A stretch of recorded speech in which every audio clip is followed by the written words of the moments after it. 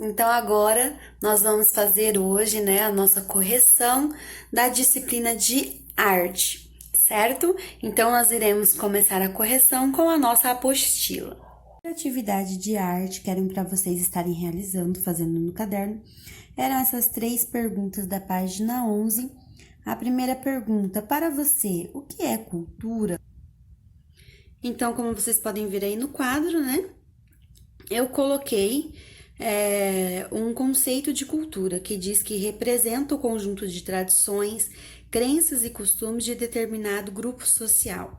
Mas essa pergunta, ali no início dela, está escrito para você. Então, era uma resposta pessoal, tá? Sua resposta não precisa estar idêntica à minha. Pode estar escrito com as suas palavras. A segunda pergunta: quais manifestações podem formar uma cultura? Você consegue mencionar 3 exemplos? Então, eu coloquei ali para vocês uma resposta ali no quadro com alguns exemplos, né? A música, a dança, o artesanato de uma determinada região, comidas típicas de algumas regiões, entre outros exemplos. A terceira pergunta diz assim: você acha que a produção artística que compõe a cultura de um povo é complicada ou difícil de ser entendida? Ela é uma pergunta pessoal, mas ali está na terceira flechinha a minha resposta. Não, porque o ser humano consegue se expressar por meio da arte. Porque às vezes o ser humano ele não consegue falar o que ele sente, mas através da arte ele expressa os seus sentimentos. Então eu acredito que a arte ela é uma forma mais fácil do ser humano poder expressar os seus sentimentos, expressar as suas emoções.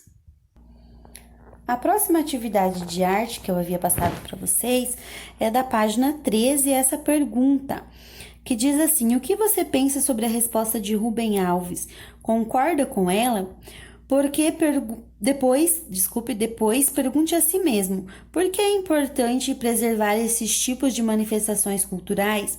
Anote as suas impressões a seguir e depois compartilhe com seus colegas.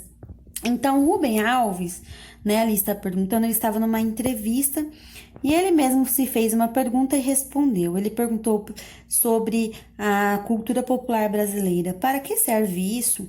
E aqui tem a resposta dele, ó.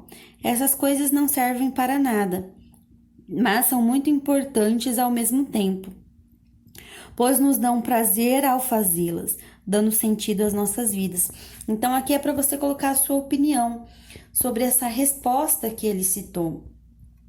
Se eu for expressar a minha opinião, né, eu vou colocar que o que ele quis dizer com isso, que muitas vezes muitas pessoas não dão o verdadeiro valor à cultura popular brasileira, mas para quem vive essa cultura, para quem tem ali as suas raízes, para quem tem ali as suas histórias de vida, elas são importantíssimas e fazem toda a diferença na vida da pessoa que vive aquela cultura, a cultura daquela determinada região.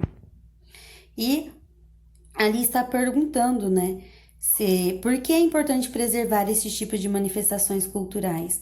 É muito importante tanto para os povos, né, quanto para um país. Existem muitas culturas, por exemplo, que atraem muitos turistas para o país. Então, a cultura ela é muito importante em um aspecto muito amplo. Mas aqui, então, era para cada um de vocês colocar a sua resposta pessoal. Outra atividade que nós tivemos na aula de arte foi a seguinte pergunta: qual é a diferença entre a arte erudita e a arte popular? Então, aqui no quadro eu coloquei para vocês uma opção de resposta. A arte erudita cria obras de valores universais, é fruto do trabalho de grandes artistas que possuem conhecimentos técnicos e formais apurados. Ou seja, o artista da arte erudita é aquele que teve oportunidades de fazer uma faculdade de arte, de estudar as técnicas e formas da arte. História da arte, certo? Ele teve a oportunidade de estudar, então, a história da arte. E a arte popular? O que é a arte popular? É aquela em que o artista aprende o seu ofício sem ter frequentado escolas de arte. Ou seja, é aquele artista que tudo que ele sabe ele aprendeu de forma autônoma, ele não teve a chance de ir até uma universidade e estudar arte. Após a atividade sobre a arte erudita e a arte popular, vocês tiveram aí aquela semana das atividades das folhas impressas.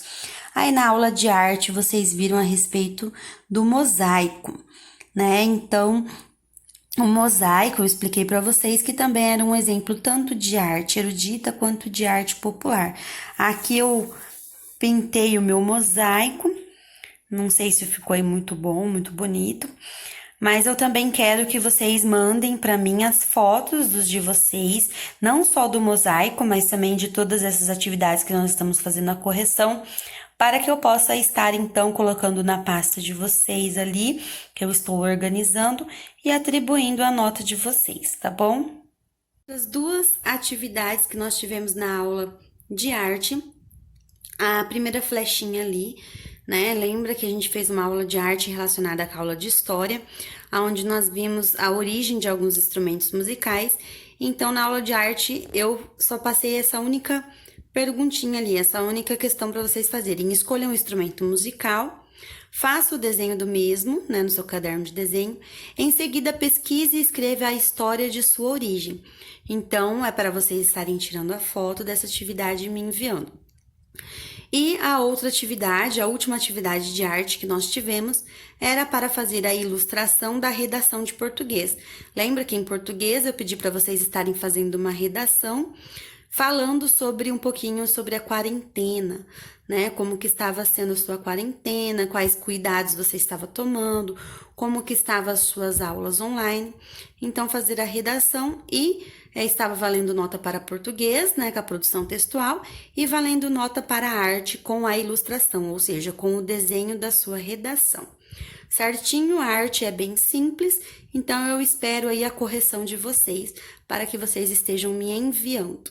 Beijinhos e até mais!